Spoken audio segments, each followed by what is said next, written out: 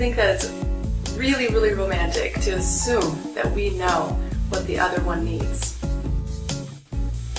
Only God knows what we really need, and He knows the desires of our heart.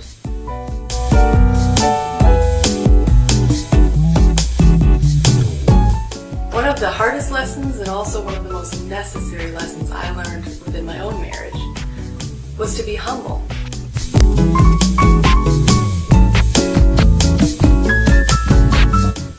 When you have humility be a part of your marriage, you're not saying, I know what you need.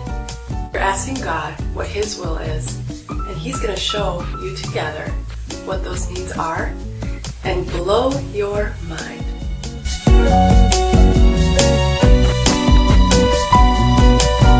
Praise God for a wild God who loves us so much that shows us how to love.